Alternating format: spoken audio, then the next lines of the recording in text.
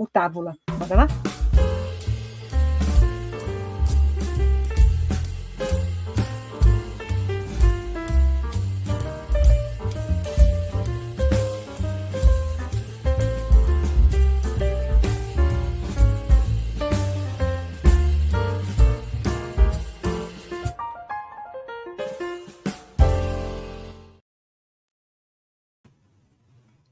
Salve, salve. Nós não somos ninguém sem a Regina.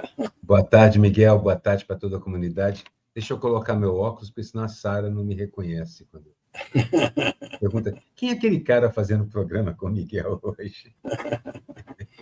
Tudo bem, Aroeira? Tudo tranquilo? Tudo bem, tudo tranquilo, tudo dentro do possível aqui no nosso... Só ajeitar o...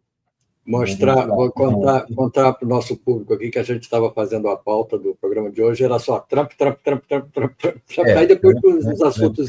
Depois Trump e Lula, aí vem Flávio e Tarcísio, aí vem Nicolas e Michele, e aí vem Master e Toffoli. Né? Claro, o que a gente pensa que será a pauta. Essa coisa, começando de trás para frente, né? A coisa que mais me aflige é essa coisa do Toffoli com o tribunal, com o STF, mais o Fachin. Eu não sei, eu fico muito instável, muito inseguro num posicionamento. Eu queria ouvir você, porque eu não sei se isso é uma armação, se estão querendo derrubar o Supremo. Eu vejo a TV Globo o tempo todo fazendo campanha contra o Supremo. Aposta nas suas fichas nisso, Miguel, que eu acho que você não perde dinheiro, Eles estão aqui há mais de meia hora falando sobre o Supremo, e aí começa a levantar a história do Lewandowski, que fez uma coisa absolutamente normal, que ele não era nada, ele não era militar. Eu lembro que o Reinaldo e mais dois comentaristas, se eu não me engano, dois comentaristas nos sites aí, há algum tempo já que eles estão falando o seguinte, o Reinaldo, inclusive, perguntou isso para o banqueiro lá, se ele estava querendo derrubar o Alexandre de Moraes ou o Toffoli. Na verdade, assim, isso é não notícia. E vi o Pedro Serrano comentando, em resposta a aquela jornalista lá da Globo News, uma magrinha, esqueci o nome dela. Não, assim, olha, a Paula... Natuza Neri. Orelha, eu vou te falar, Paula, eu não fiz charge sobre a orelha, tem charge sobre isso aqui que o Miguel fez. Eu fiz. Eu não quis fazer, eu tenho 3 gatos, eu não quis nem me debruçar sobre o assunto, porque isso me deixou enjoado, então eu preferi não fazer. Eu custei muito a fazer também, eu custei muito a mergulhar nesse assunto. Voltando ao que a gente... Você também tem bichinho, né, como eu, quer dizer, ao contrário, os bichinhos me têm aqui. Então, voltando ao que eu estava falando, assim, o Pedro Serrano dizia que, dando um esporro no jornalista, ela perguntando sobre isso, as ligações, ele falou assim, olha, o tempo da justiça e o tempo do jornal são diferentes, os assuntos também. A justiça lida com a técnica judicial, com a técnica jurídica e com os fatos. O jornalismo liga com outras coisas, às vezes os fatos, às vezes a oportunidade, às vezes um recado a ser dado, às vezes um posicionamento. Eu acho que é o que está acontecendo agora. Isso é não notícia. E a gente aprendeu nos manuais de redação dos jornais antigamente que não notícia vinha entre aspas, porque era citação ou galhofa ou piada. Estava na charge ou estava nas brincadeiras, mas não no noticiário. A não notícia, por definição, não frequenta o noticiário. Até agora não há nada. O que o Lewandowski fez não é diferente nem nada extra. Quando o Lewandowski teve esses contratos, o Vocaro não era nem investigado, era só mais um banqueiro contratando... Só mais um banco que todo mundo trabalha, todo mundo lida, todo mundo se relaciona. Banqueiro contratando mais um advogado. Então, na verdade, é o seguinte, buscar relações vão deixar a própria Globo com problemas, porque o que não falta é telefone de repórter também nos contatos do Vocaro. Então, para mim, por enquanto, isso tudo é uma mistura de fatores. Um deles é uma tradicional desabilidade, olha, estou inventando a palavra, a tradicional desabilidade do Toffoli com o meio jurídico. Ele não é realmente o jurista dos juristas. Todo mundo sempre disse que de todos aqueles 11, atualmente 10, o menos dado às letras jurídicas é o Toffoli. Os outros todos são... Mas ele bota a banca, né? Você chegou no Supremo, pode botar. Você tem a maior banca do país. Sem trocadilhos, né? Sem trocadilho. Ele pode botar a banca dele. Então, na verdade, assim, eu não estou querendo dizer que isso é porque ele não sabia o que estava fazendo.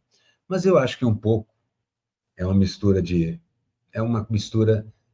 uma postura meio atabalhoada, de um certo falta de lustro jurídico, uma certa falta de lustro jurídico, e não saber direito o que fazer, e depois disso bancar. É o que muita gente tem comentado, o Supremo está doido para sair desse imbróglio, mas não sabe como tirar isso sem parecer uma fraqueza do Supremo, que ele cedeu a pressões. Lembra que o Supremo é provavelmente a estrutura mais pressionada dos últimos tempos. Ela é a mais... tem mais impeachments de juízes supremos, só do Moraes. Hoje mesmo entrou um. Porque qualquer tentativa de empichar o Lula, ou qualquer outra coisa no Brasil, em qualquer outra época, hoje mesmo entrou mais um. Hoje o Supremo está mais visado do que o Lula. Mais visado do que o Lula. Porque, na verdade, o Lula sabe, e o Congresso sabe, que ele tem que manter uma relação protocolar com o Congresso muito intensa, muito objetiva e muito protocolar, mas muito, não é pouco, não, porque aquilo lá é um monte de primadona, são divas. Se você tocou do jeito errado, cutucou o bracinho, dá uma mancha roxa. O pessoal é muito sensível. E, na verdade, o assunto ali é dinheiro e o que você pode dar em troca ou não. Governar, infelizmente, é em parte isso. E o governo tem muito interesse em continuar governando. O que ele tem para mostrar nessa campanha eleitoral agora é o fato de ter governado bem até agora, e muito bem até agora. Então, o governo, de certa forma, não é que deixe, mas o governo federal vê o Supremo travando embates poderosos que beneficiam o governo também. E o Supremo, até agora, tem se redimido bem do desastre que causou ao país, possibilitando a existência do Bolsonaro, né? Vamos pensar sobre isso também, né? Mas o Supremo, até agora, foi a estrutura que tentou corrigir isso, ao passo que o Parlamento, o outro poder, faz um esforço desgraçado não para trazer Bolsonaro de volta. Ninguém quer Bolsonaro de volta mais. Então, é preciso ficar bem explícito isso. Ninguém, nem Nicolas, ninguém. Mas todos querem ser ungidos pelo Bolsonaro. Mas quem eles querem? Eles querem o Tarcísio? Eles querem o Tarcísio, o Nicolas quer ele mesmo, a médio e longo prazo, e que o Nicolas se coloca provavelmente como o mais justo, entre aspas, herdeiro do bolsonarismo. Essa coisa do martírio que ele andou fazendo, indo de joelhos até Brasília. E ele é suficientemente burro para herdar esse título, entendeu? Então, eu acho que ele não é burro, não. Eu acho que, assim, uma das coisas que me incomoda no Nicolas, e também me incomoda na Michelle, é que, ao contrário do resto da galera, esse pessoal tem cérebro. Esses dois aí não sei, eu acho que tem esperteza. Tem esperteza, não sei se tem inteligência. Eu acho que o Nicolas é muito... Olha, o Nicolas, olha a idade deste sujeito, olha o tipo de votação que ele tem, olha a quantidade de prestígio e poder, olha o que o cara conseguiu. Meu filho estava comentando comigo hoje, eu fiquei preocupado, pai. O cara botou aquela quantidade de gente andando a pé até Brasília junto com ele. Botou muita gente, uns malucos, eu sei. Muito, muito maluco, assim. Eu digo isso afetuosamente. Gente com parafuso a menos mesmo. Mas muita gente muito interessada, porque percebem o valor simbólico dessa porcaria. Lembra, estão ancorados no mais careta, tradicionalista e velho testamenteiro das denominações evangélicas, das denominações protestantes que existem hoje. Esses caras gostam do martírio, gostam do simbolismo. Gostam mesmo. Mas o Nicolas, como todos os outros expoentes da direita, tem processos em cima, né? Ele está sendo investigado. Vários. Ele está sendo investigado e eu espero que a investigação prossiga e que dê um resultado, entendeu? Porque é impressionante, hoje eu estava vendo mais essa ação que teve no Rio Grande do Norte, a quantidade de dinheiro que o Brasil é o país do roubo, é o país da falcatrua, é o país da esperteza, é o país... Impressionante como tem dinheiro. Mas é impressionante como tem dinheiro sobrando nessa história. Cadê esse dinheiro todo quando a gente quer? para aplicar em coisas interessantes. Esse dinheiro todo está assim, a cada mudança de mão, cada vez que passa nas mãos, ele vai deixando alguma coisa, mas ele sobe em direção aos trilionários, aos bilionários que estão se transformando em trilionários. Nesse último ano, eles ganharam mais 1 trilhão e tanto de dólares, foi não sei quantos.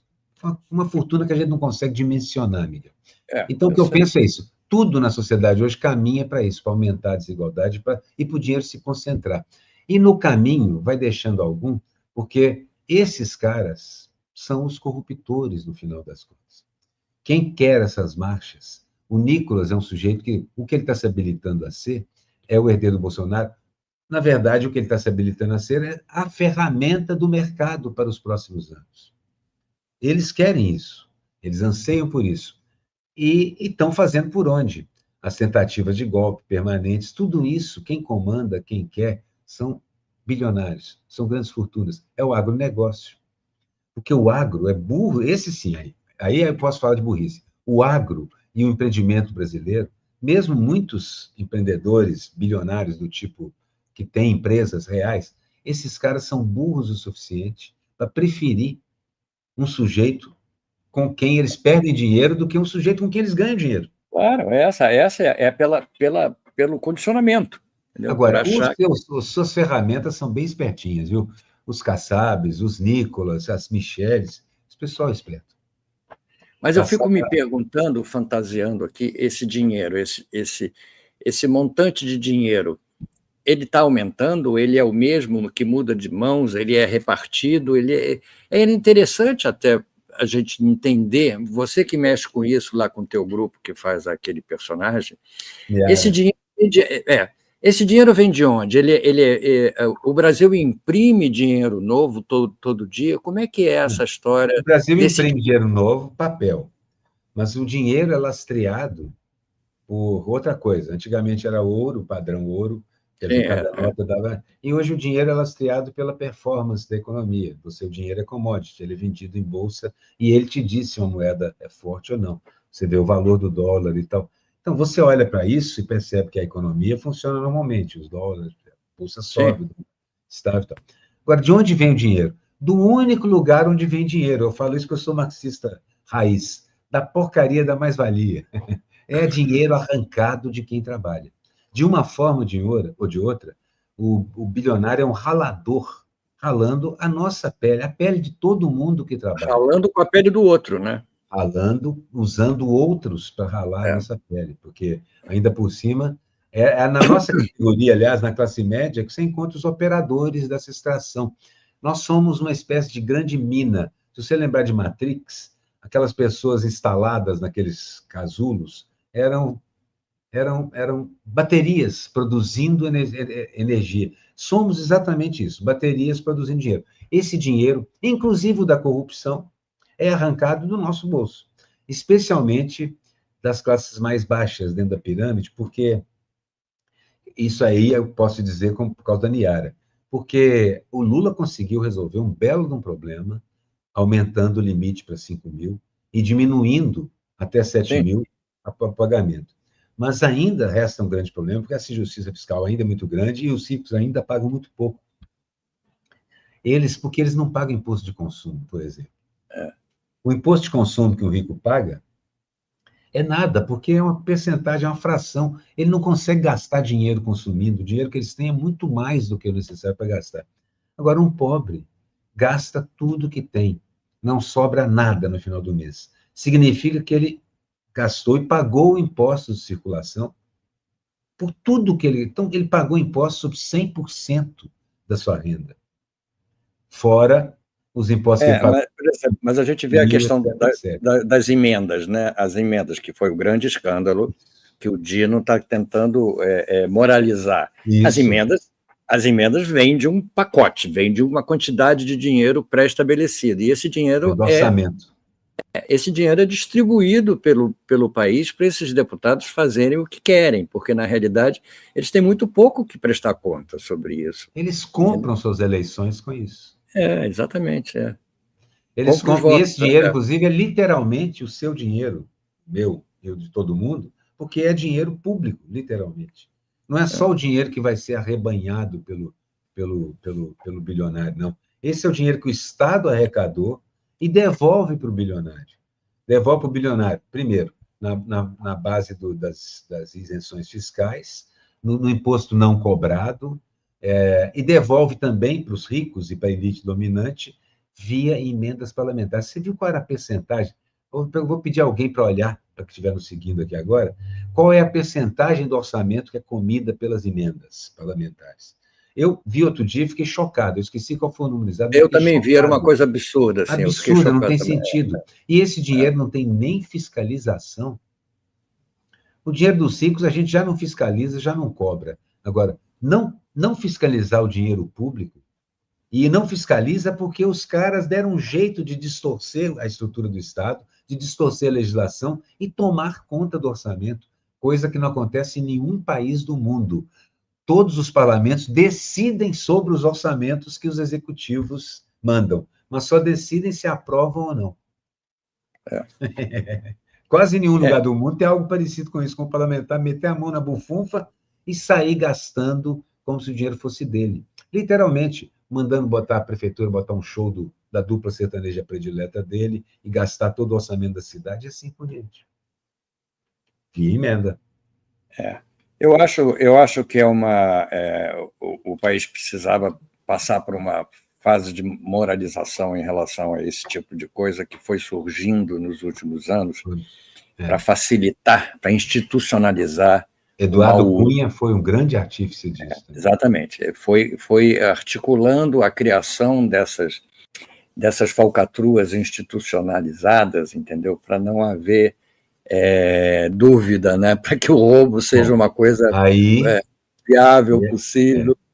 Aí a gente entra também agora na seara do Supremo, porque realmente o que o Fachin diz, ele tem razão, né, Miguel?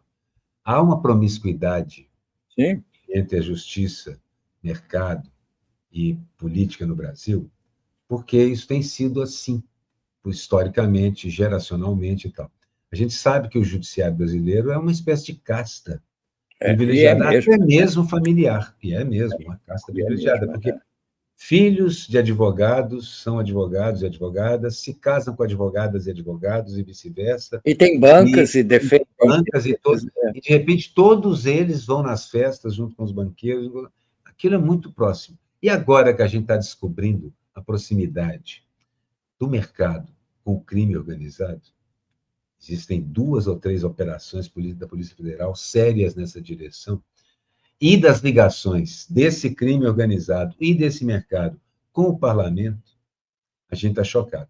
No momento, a gente está chocado porque essas ligações são perigosas mesmo, especialmente as com o parlamento. Mas eu também acho que o judiciário precisa se dar o respeito.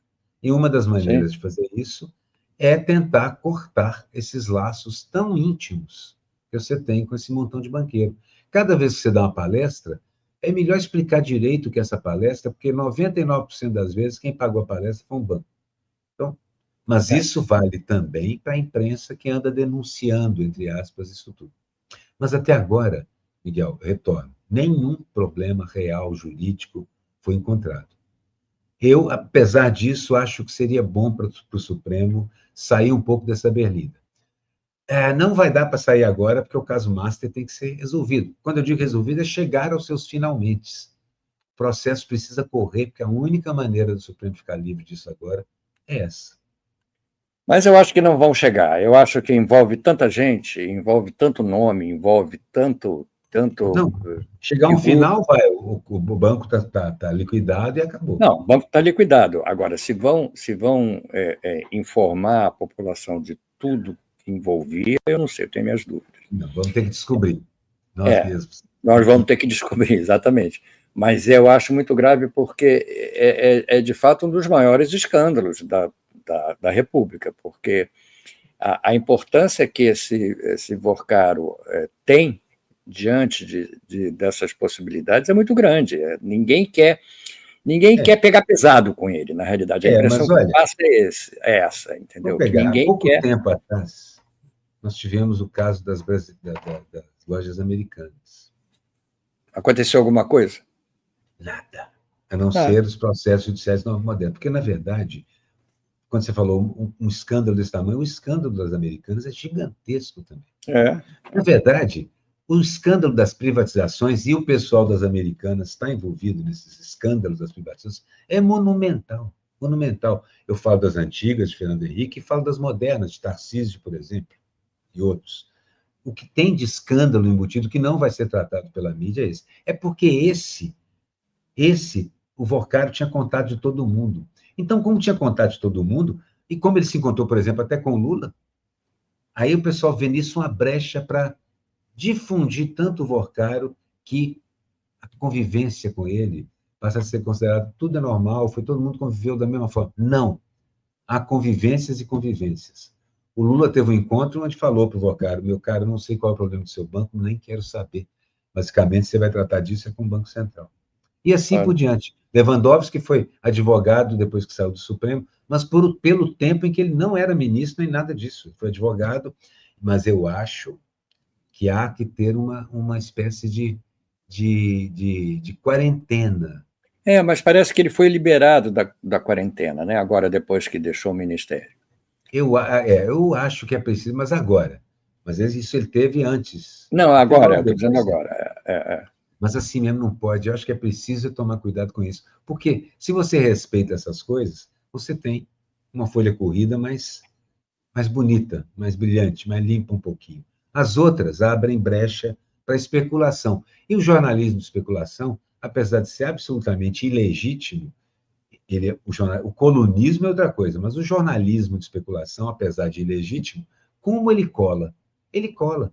Ele vira assunto, ele vira manchete, ele passa 3 meses como manchete, atrapalhando o funcionamento do país.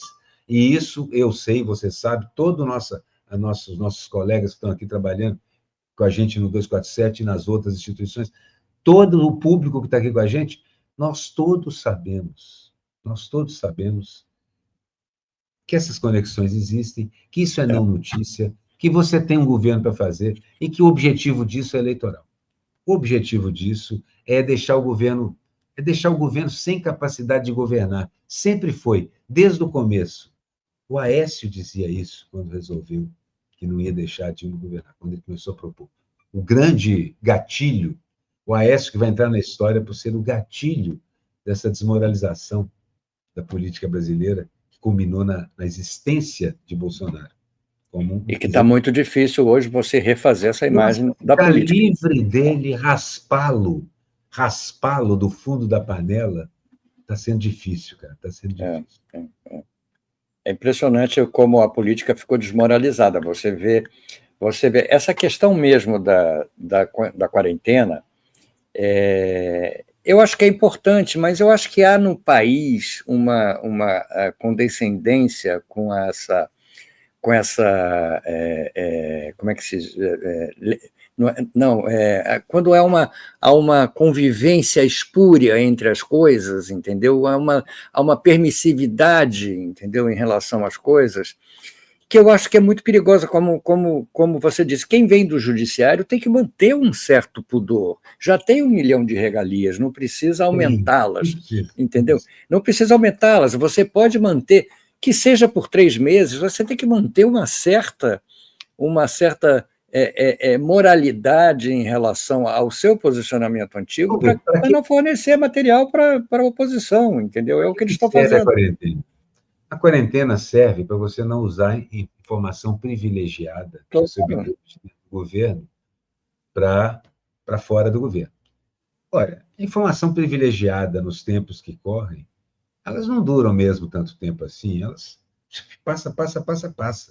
Então, na verdade, você tem razão, não precisava de ser uma quarentena de 1 ano, 2, 3. Pode ser uma quarentena menor, pode ser um período em que o cidadão de alta responsabilidade no ministério, no governo, que sai do governo, não pode trabalhar com certos setores, advogando ou fazendo lobby ou coisas parecidas, por algum tempo. Eu não sei qual. Mas não é só isso, tem um código de comportamento. De qualquer modo, Miguel, o que o Fachin fala é isso, a transparência. Você pode fazer palestras, só que o código que ele propõe, o alemão, fala disso. Só que você tem que esclarecer absolutamente tudo, quem está pagando, quanto você está recebendo, exatamente. Assim por diante. Tornar público, porque, não vai dizer, isso não é uma coisa privada. Dinheiro recebido por oficiais do Estado não é coisa privada. Não. Se diz respeito à ação desse Estado, ou se tangencia, ou se está misturado com a ação do Estado, você tem que saber. Caso esse cara saia da linha, você vai saber que foi por causa daquele dinheiro.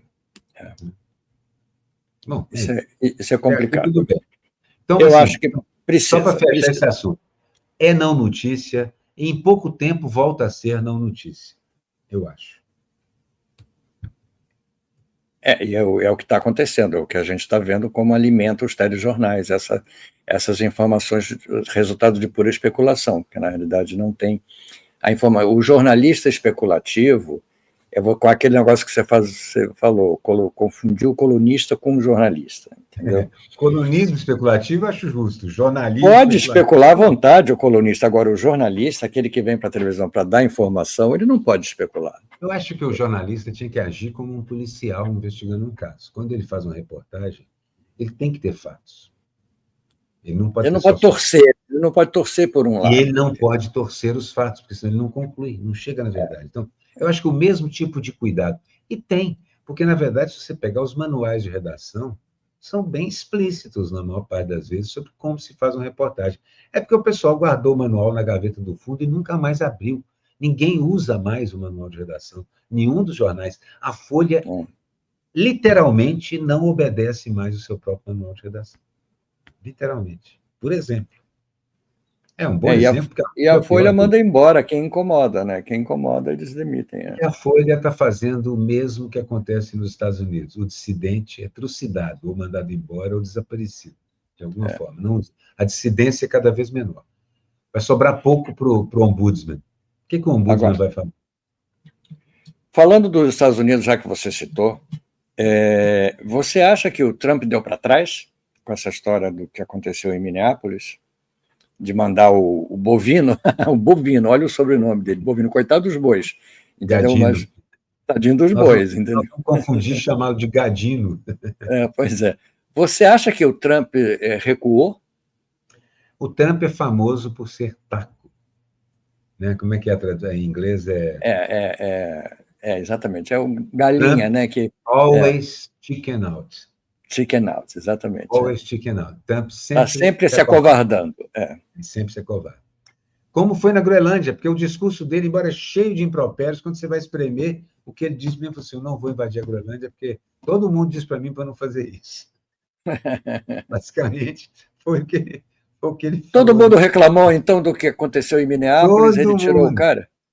Acho que a explosão foi tão interessante. Eu vi umas manifestações em Minneapolis, se aquelas são verdadeiras, eu acho que são, elas são gigantescas e pacíficas. É difícil para o Ice. Daqui, aliás, eu acho que passou uma semana ou duas provocando para ver se conseguia criar o clima conturbado necessário para realizar um dos sonhos molhados do Trump, que é cancelar as eleições de meio termo. Ele adoraria poder fazer isso, né? Porque a queda livre, ele está em queda livre. Não vou dizer queda livre feito um prego na água. A pesquisa hoje mostra isso, é uma queda contínua, natural, constante, natural e rápida. Não é lenta, não, ela é rápida. Ela está erodindo continuamente. Então, eu acho que é mais isso que está acontecendo lá. E agora, eles também estão enfrentando um problemão, né? A Márcia estava falando agora há pouco, temperaturas absurdas. Vem o pessoal dizer, cadê o aquecimento global? Olha o inverno. Um dos problemas do aquecimento global é o desequilíbrio térmico. É o desequilíbrio térmico monumental. Um inverno desse é seguido por um verão canicular e assim por diante. Então, eles estão tendo problemas, até mesmo para o Ice agir, não está tão fácil. Mas a avaliação dele em relação ao tratamento aos imigrantes despencou mais do que as outras. Foi a que mais caiu. Ele não está conseguindo apoio. E o fato de ele estar matando, ele já matou vários hispânicos. O Ice já matou mais gente, mas matou 2 brancos. Os americanos costumam acordar quando matam 2 brancos. Eu tenho muitos problemas com a cultura americana, com a sociedade deles lá, e um deles é esse, assim, é uma sensação que eles passaram a acreditar, a mesma que Israel tem, de que eles são o povo escolhido. É uma das coisas que mais me incomodam também nos evangelhos brasileiros modernos, que se identificam com o judaísmo, com Israel. Eles se acham um povo escolhido. E isso, você começa a se achar superior aos outros. Depois de algum tempo, os outros não são nada, a não ser É animais. muito fácil fazer isso, né? Você dizer que Deus te escolheu. E aí, você vai contestar? Você vai começar a contestar Deus? A Por palavra de falar Deus? em contestar Deus, é o que alguns adeptos do Nicolas e do bolsonarismo estão falando. Deus é comunista, né? O meme está dizendo isso. Deus é Pois é, comunista. exatamente. Porque Eles mandou o não. raio. Muito bem-vindo. Bendito. Não, mas você viu os memes do pessoal dizendo que existem antenas raras, Harris, ou qualquer outra porcaria. uma coisa dessa, que produzem, que são os comunistas, o Lula e os comunistas que estão fazendo essas antenas funcionarem para produzir chuva. Você já viu como se testa, às vezes, em canalizações? Furo, vazamento, essas coisas? Você injeta alguma coisa, um líquido colorido. Sim, aí você vê saindo ou não. O que nós estamos vendo é o líquido colorido. Nós estamos vendo o tamanho da canalização, porque alguém inventou essa porcaria do Harris para justificar isso, para dizer que a esquerda... Lá nos Estados Unidos é que eles falam isso, que os democratas controlam o tempo. Eu comecei a ouvir isso falando, lá, mesmo os MAGA falando uns 6, 7 meses atrás, e eu fiquei pensando, quanto tempo até chegar no Brasil, basicamente? Não, mas mesmo para justificar esses atentados contra os brancos lá, eles usaram isso, que eram os democratas que iam fazer. Esse enfermeiro que foi assassinado, segundo o Bovino, ele ia programar uma chacina em Minneapolis, ele ia matar várias pessoas. Mas o que eu tenho ouvido é que a nevasca que atrapalha o ICE foi enviada pelos democratas por essas antenas Harris. E aí chega esse negócio no Brasil. Aí você está vendo o seguinte, é o tamanho da canalização e o tanto que ela está vazando. Cada vez que você ouvir falando dessa antena Harris, cada entrevista de um maluco na porta de um lugar qualquer que o Nicolas convocou, é uma demonstração do tamanho dessa canalização subterrânea que esse pessoal tem. Eles continuam a ter uma gigantesca rede, que é o nosso problema. Continua a ser o mesmo problema que era.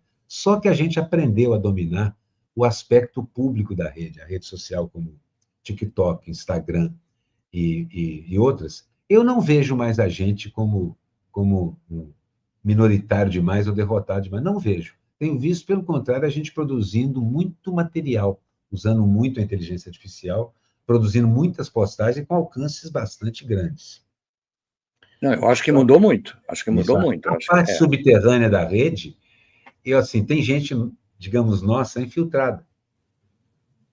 E eles são unânimes em dizer, ali corre o esgoto. Ali corre um esgoto mesmo, que a gente nem vê. Essas antenas Harris são parte desse esgoto, é que a gente viu isso na superfície agora. Agora vê. E o cara... O governo mandou a chuva. O cara chegou a dizer, você não vê que só chove em manifestação da direita? Eu nunca vi chover na manifestação da direita. Eles fizeram várias que não choveu. Chove na nossa, mas quando chove na nossa, a gente canta. Há muito tempo que eu não tomo chuva, há muito tempo que eu não sei o que é tomar um toró, como diria o Gilberto Gil. A gente é feliz estando do lado certo da história. Esses caras, se fosse para eu acreditar em Deus, eu acreditaria agora, porque Deus fez o que eu pedi, metaforicamente. Mandou um raio para esse pessoal. Eu desenhei isso tantas vezes, Miguel. Por que Deus não fez o que eles pedirem? Claro, imagina. É uma imagem que a gente está acostumado a fazer, exatamente. Desde os gregos, a gente está acostumado a fazer Deus com raio. Zeus com raio na mão. Yansan. Thor. E assim por diante. São várias entidades. Mas respondendo a minha pergunta, você acha que ele recuou? Ou ele simplesmente está...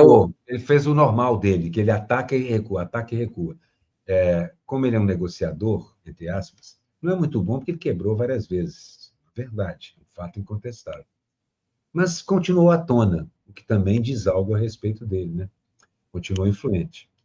Então, acho que ele fez o recuo porque ele não sabe direito como agir com isso. Simples brutalidade não conquistou os americanos na dimensão que ele esperava. E não amedrontou os americanos na dimensão que ele esperava.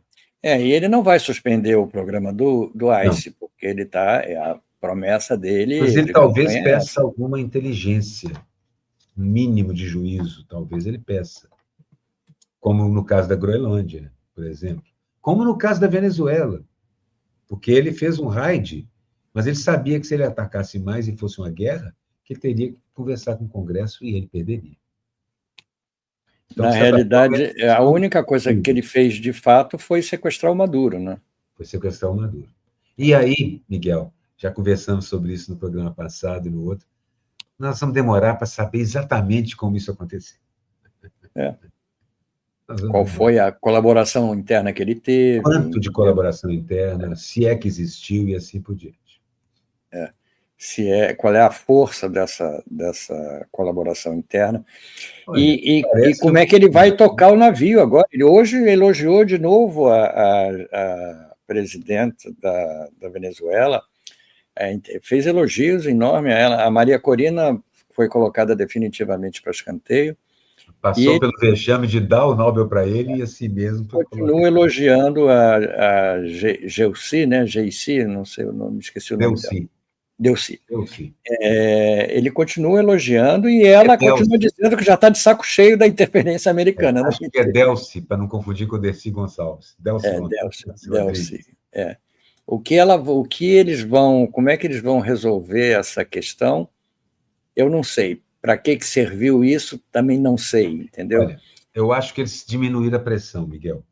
Vamos fazer um parênteses aqui pequeno. Então, eu não sei o que eu faria, mas eu penso o seguinte: um governante de juízo não responde com arroubo, simplesmente. Ele não responde só com o coração. Não pode. Ele tem que saber que ele é responsável pela vida de tantos venezuelanos, pela sobrevivência da resistência venezuelana ao imperialismo e assim por diante. Então, não vou julgar que tipo de acordo, de que maneira isso foi feito, mas eu entendo perfeitamente a necessidade de diminuir a pressão para você continuar lá dentro. Então, tá certo, vai ter que vender, vamos negociar, mas a Venezuela sempre quis vender o petróleo dela. Também para a América. A Venezuela quer o fim do bloqueio. E estava impedida. Digamos que o fim desse bloqueio possa melhorar a situação da própria Revolução Bolivariana. Não sei. Eu realmente não sei dizer. Uma parte da esquerda é contra, acha que foi traição. Uma parte da esquerda pensa que talvez tenha sido a coisa ajuizada a fazer. E eu, como você, também fico sem saber exatamente. Eu acho que a próxima ameaça é Cuba. Ele tem feito regularmente. E eu acho que Cuba também tem que agir com juízo. Tem que agir com juízo. Mas eu acho menos provável você tomar Cuba, invadir Cuba ou raptar alguém em Cuba do que na Venezuela, porque a Venezuela tem duas coisas que interessam muito ao mundo do Trump. O petróleo, que dizem que nem é tão bom assim, é um petróleo muito difícil de trabalhar, mas tem também terras raras, que é uma coisa importante para a comunicação moderna. Então, não sei se Cuba está com uma ameaça tão forte. E acho que a Europa reagiu tardiamente, mas reagiu de uma forma um pouco mais contundente, o que fez com que o Trump fizesse um discurso escatológico, um discurso pornográfico, mas no qual, na verdade, ele disse que não vai invadir a Groenlândia. Resistir, dizer não para ele, eu acho que é importantíssimo, Miguel. Todo mundo que disse não se saiu melhor do que quem não disse. Claro, vídeo Lula. O Lula está se dando bem. Vídeo China, vídeo Rússia. A Rússia, eu lembro dos bonequinhos que eu seguia no Instagram, uns personagens de boneco, que era o Trump ligando para o Putin pedindo: vai sair da Ucrânia? Niet. Tá bom, amanhã eu te ligo. Puff, não disse não. Niet. Eu te ligo. É um pouco isso mesmo. Ele é aquele cara que vai... Parece que ele está... A gente já falou aqui, parece que ele está testando, né? Testando as pessoas que estão fora do berço. Ele é o bebê dentro do berço testando pai e mãe, chorando, ver até que ponto os pais resistem a atendê-lo, a mimá-lo. Ele faz manha, ele quebra coisas, ele bate no cachorro, ele faz tudo. É um bebê mimado dos pior tipo. De vez em quando alguém cede, de vez em quando bota ele de castigo. Não acho que seja possível educar o Trump. Mas, se você pensar bem, isso está educando a sociedade americana. A classe média americana, que nunca pensou nada além do próprio umbigo, está tendo que se ver pelos olhos do mundo nesse momento. E eu tenho seguido muita gente que está acordando, para usar uma expressão que eles odeiam tanto, woke. Tem muita gente que está acordando e percebendo que a América tem uma má fama danada. Todos os humoristas hoje fazem piadas sem parar com o fato da América ter tirado a máscara. Apenas tirou a máscara, porque basicamente isso os caras todos fazem. O que nós fizemos o tempo inteiro nos últimos 100 anos, agora a gente está fazendo sem precisar pedir desculpas. Só isso. Então, esse tipo de consciência, pô, Miguel, eu acho isso, olha, isso tem um valor incalculável. Não, tem, eu espero que isso continue. Incalculável, eu espero que isso progrida. Não sou muito otimista, mas eu acho que isso melhora o nível geral de... E a gente contava com isso, né, Aroeira? A gente contava com que os Estados Unidos mesmo começassem a reagir, entendeu? Eu acho pior até, a gente só conta com isso, porque não a gente só conta com isso, exatamente. Isso muda. Eu vou começar a passar as charges para dar tempo, senão... Tem bastante Trump, Trump. Começamos com o raio. O raio, eu fui buscar o Shazam e... O Billy... É que ele chama Billy Batts, não é isso? Billy Barton, não. Esqueci o sobrenome dele. Quando ele não é o Shazam, ele é o Billy Batts. Eu não me lembro agora qual é a... Deixa eu ver se eu consigo tirar essa coisa passando. Esse banner passando aqui embaixo. É por causa da... Deixa eu ver se eu continuo. Esse aqui, ocultar. Tá, pronto, foi. Então vamos em frente. Billy Batson, lembrei. Billy Batson. Antes de eu conseguir achar, eu lembrei. Billy Batson. Então, deixa eu ver o que eu estava vendo outra coisa. Tá. Bom, esse é um assunto que as pessoas até falaram um pouco, mas, gente, é preciso discutir o boicote à Copa. Claro. É preciso discutir o boicote à Copa. Hoje, aquele ex-presidente da FIFA estimulou isso, né? O anterior. Pensou, a Copa vai ser sequestrada pelo ICE. A Copa vai ser presa pelo ICE, vai ser espancada na rua pelo ICE. Um torcedor que tiver a tez morena está ferrado. E a maior parte do mundo é morena, gente. A maior parte do mundo não é branco, não é descorado, feito a América acha que é. Não é. Olha, vai ter gente com problema de tudo que é lugar do mundo. Daí eu botei... E a probabilidade de o Trump querer manipular o resultado a favor dos Estados Unidos. Fora esse tipo de orgulho nacional lá deles. Então, eu botei uma dúzia de pedidos de socorro, todas essas palavras aí significam a mesma coisa, socorro. Help. Eu acho que a Copa está pedindo socorro. E como o boneco que segura o mundo lá, ele está gritando algo, e dá a impressão que está gritando alto, eu acho que essa charge é adequada para o que nós vamos ter que fazer. Você esqueceu de botar em italiano, aiuto. Esqueci de botar porque já não cabia mais. Eu botei em algumas africanas, botei em 2 asiáticas, botei nas europeias. E a Itália, de vez em quando, não consegue chegar na Copa, né? Também tem isso. Não, tem isso também, pois é. Não, ainda vai disputar esse ano, né? A Itália ainda precisa de chegar lá. Bom, o flautista de trampolim está aqui, ele querendo levar as pessoas... Não atraiu tantos rádios. Não. Pois é. Parou ali, né? Não houve mais adesão ao conselho. A adesão que ele teve até agora foi gente interessada em manipular o Trump. Árabes, russos. E aqueles países estranhos. Esse foi sobre a morte do enfermeiro, que estava com celular. Embora tivesse arma também, ele estava com celular. Não, ele tinha arma porque ele tinha porte de arma, aquela coisa americana, e tiraram a arma dele antes. A arma foi recolhida e depois o fuzilaram. Hoje a gente vê bem o vídeo e mostra bem essa...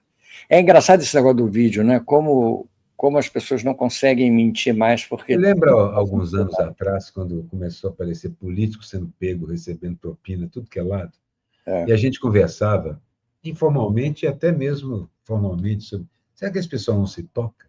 Será que esse pessoal não percebe que tem câmera em tudo que é lugar hoje em dia? Agora tem câmera. Eu me lembro, primeira cidade a ter câmera na cidade inteira foi Londres. Londres espantou o mundo com essa coisa de todo mundo ser filmado. E sem oposição. O cidadão inglês nem ligou. Impressionante. O gelo. Ele mesmo falou. O discurso pornográfico dele, praticamente, né? Chamando a Groenlândia de pedaço de gelo. O que é? Enfim. Basicamente é. E essa foi a charge do raio. Eu achei que era provocação demais. Então, esse raio eu copiei mesmo de um raio real. A gente faz o raio à la Shazam sempre. Por causa o raio é assim, é perfeito. O raio é isso aí. Não dá muito tempo de ver, mas quando ele fica parado lá no céu, você vê que é isso. Ele dá o clarão e aquela ionização permanece. Aquilo não tem nada a ver com a velocidade da luz. É porque a ionização e a emissão de energia permanece por algum tempo. Por isso é que ele fica. Porque só a luz não dá para você ver. Não dá. Dá para ver. Aqui o Banco Master, dominando aqui o nosso noticiário.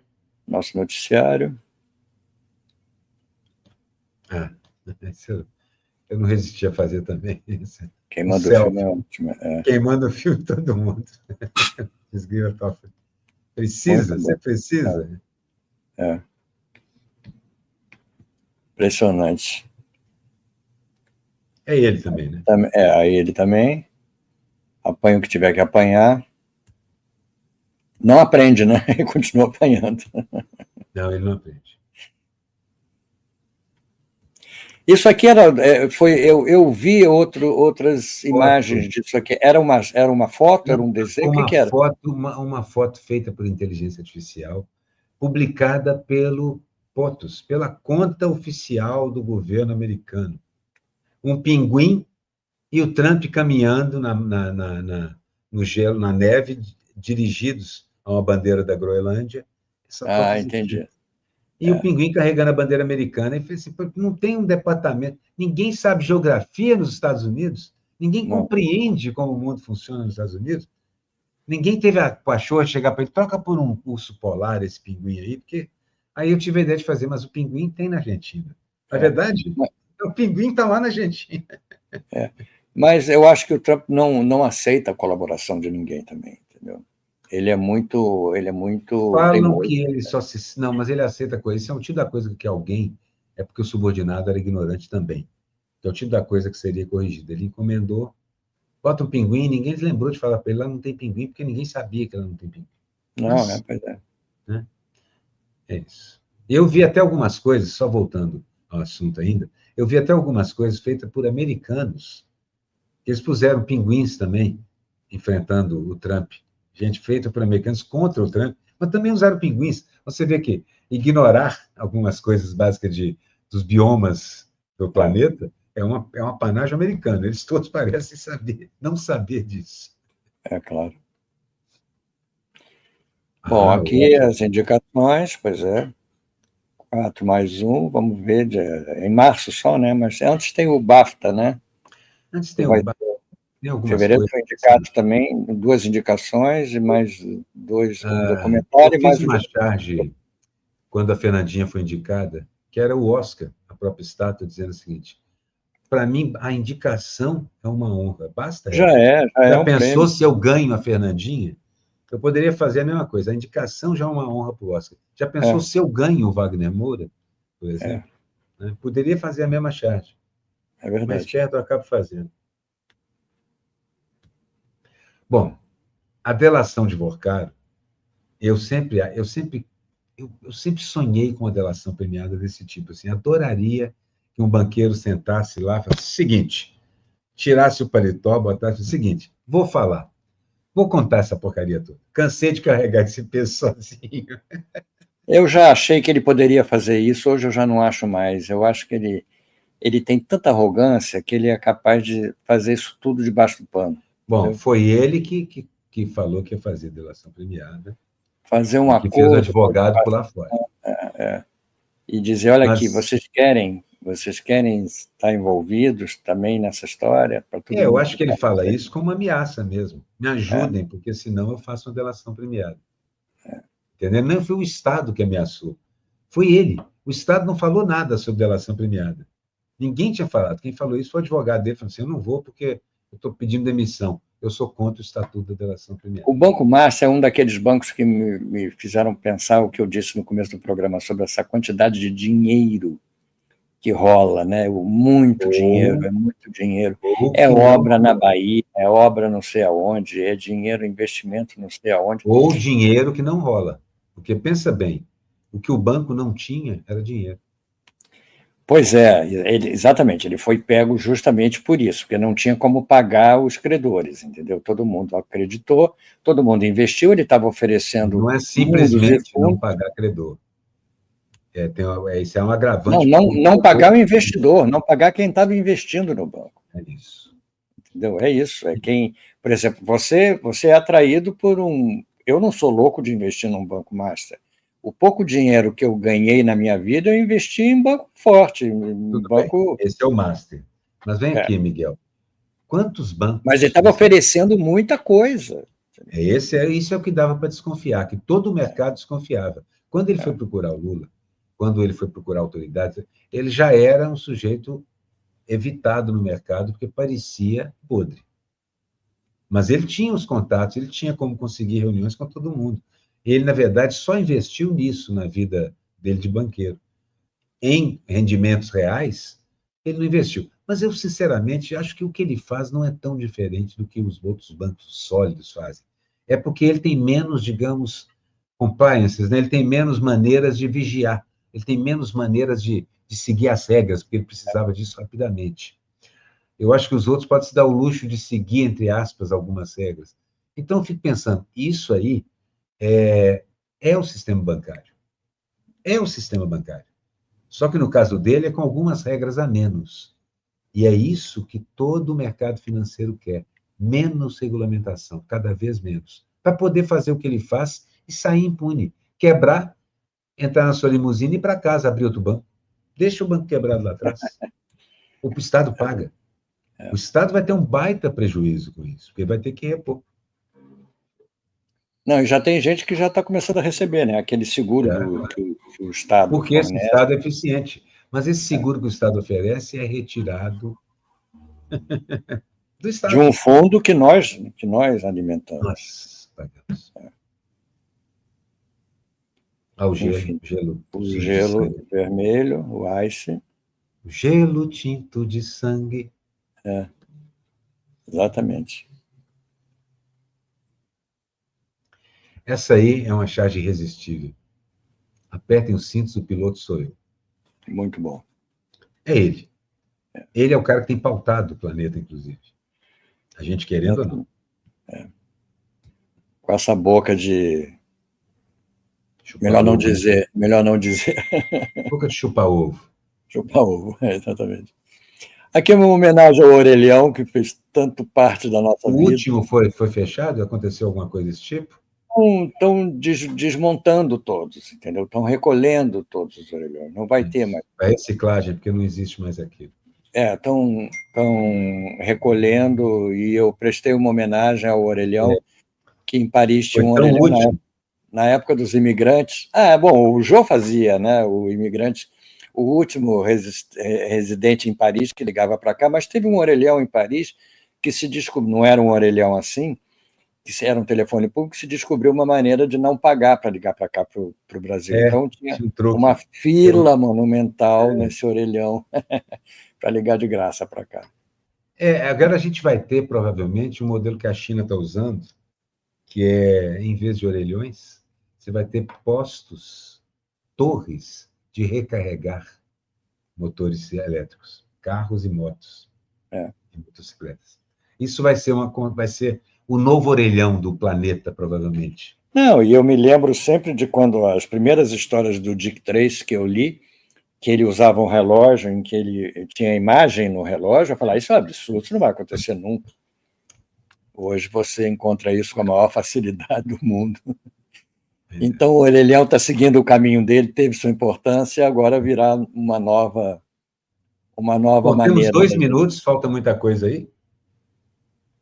O Oscar, dessa vez, dedos cruzados, Wagner Moura, um grande, grande ator. E, aliás, esses últimos anos mostraram para a gente como os atores brasileiros têm presença no exterior e são muito E eu gostei muito do prêmio para o casting, entendeu? Eu acho que foi muito legal que esse prêmio sempre existiu, o casting. Mas acho que me falaram que não, que é um prêmio novo, que apareceu agora no Oscar. É um prêmio novo. É um prêmio novo e eu acho muito interessante porque o Agente Secreto é feito também pelo casting fantástico. Tanto é que tem 2 outros atores indicados para premiação em vários locais do mundo. Exatamente. E é muito interessante, é muito interessante. Corre aí, está acabando o tempo ali. Isso aqui é o que está acontecendo nos Estados Unidos. Essa piada, esse cartão eu não publiquei em lugar nenhum, mas está aí, uma hora eu publico. Aqui é uma minha homenagem à Orelha, que eu custei a fazer, mas acabei fazendo. Fiquei muito abatido com essa história e muito chateado também constatar que isso foi feito aonde? Em Santa Catarina. Eu lamento por Santa Catarina, mas Santa Catarina cada vez me fornece mais elementos para a gente criticar. Você sabe que eu não quero ir para os Estados Unidos nem que me paguem. Começa a pensar o mesmo. Olha, gosto de muitas Catarinas, sou amicíssimo de uma Catarina fantástica, mas que horror! Olha, me solidarizo com os catarinenses que têm alma e juízo e coração. Claro, exatamente. E que se manifestem contra isso que está acontecendo. Se manifestem contra, passei. Bom, acabou? Temos mais charge, não? Não, eu daqui a pouquinho saio para tocar, daqui a 1 minuto, lá no Terça, no Cheia de Bossa do Deza Botequim. Então, sempre convido toda a nossa galera aqui para ir lá. Se estiver no Rio, estiver perto do Flamengo, passar lá na Travessa dos Tamoios 32, que fica no Flamengo. Então, hoje está lotado, inclusive. Eu sei que as reservas fecharam todas. Que bom, maravilha. Que bom, maravilha. Né? Tem mais uma, Aroeira? Não, acho que não. Sexta-feira eu não toco nessa sexta, só não. No sábado e domingo, convido a todo mundo que estiver no Rio para ir para o Centro Histórico do Rio de Janeiro, ali ao lado da Candelária, ao lado do Centro Cultural Banco do Brasil. Eu toco sempre lá com a Cláudia Barcelos e o Kiko Chaves no sábado e em dupla com o Kiko no domingo. A gente se diverte pra caramba, faz um show só instrumental, de muita música intimista, porque é uma outra proposta mesmo. Maravilha. Então tá, estamos aqui, terminamos na hora exata. Um abraço para todos e todas, beijo para a Regina, tá de férias. Beijo para todos, até semana que vem, e aguardamos a Regina, que eu não sei quando ela volta. Nem eu. Beijo para todos. Nós conseguimos ficar na pauta. Pois é, exatamente. Deixa eu tentar terminar aqui a transmissão. Eu me distraí completamente. Espera aí, está aqui, encerramento novo. Pronto. Tchau, gente. Tchau.